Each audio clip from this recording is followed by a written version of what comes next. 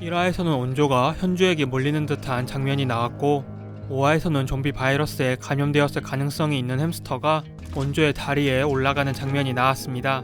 이런 장면들이 있었음에도 온조가 멀쩡하였으므로 그녀가 숨은 면역자가 아닐까 하는 의견이 나올 수 있지만 크게 3가지 이유로 온조는 면역자가 아니라 확신합니다. 먼저 해당 장면들이 나온 이유에 대해 그녀가 면역자임을 암시하거나 시즌2를 염두한 것이 아니라 메코핀으로 사용된 것으로 판단하는 것이 더 적절합니다.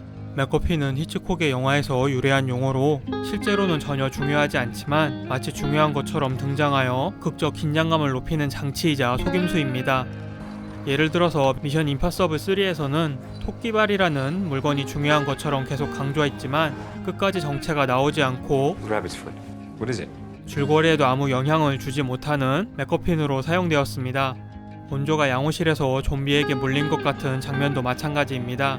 웹툰 원작을 알고 있는 시청자라면 양호실에서 이사기가 물릴 것으로 예상하고 있는데 원작과 달리 온조가 물린 것처럼 보이자 예상을 벗어난 전개에 극적 긴장감이 더 커지게 될 것이고, 원작을 알지 못하는 시청자라 하여도 주인공처럼 묘사된 온조가 처음에 좀비가 될 것 같은 상황은 당연히 예상 밖의 놀라움과 긴장감을 주는 효과가 생기게 됩니다.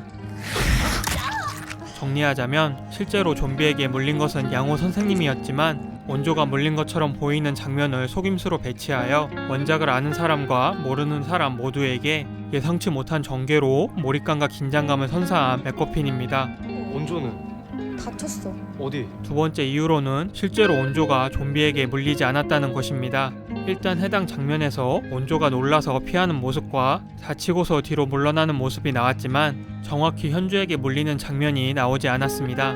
쟤 많이 다쳤어? 또한 청산이 수혁에게 온조의 상처에 관하여 묻자 자꾸 물려고 해서 피하다 그런 건데.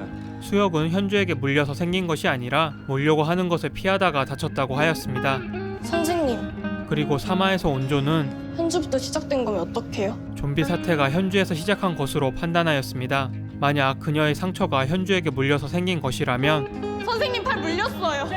당연히 자신이 좀비가 될 것이라고 걱정하는 내용이 반드시 나왔어야 합니다. 결국 온조의 상처는 일부러 애매하게 연출하여서 시청자들이 온조가 좀비가 될지도 모른다 오해하게 속임수를 쓴 것이지 그녀는 현주에게 물리지 않은 것입니다. 과학실 햄스터 장면도 마찬가지입니다. 일단 이 햄스터들은 좀비 바이러스에 감염된 햄스터와 다릅니다.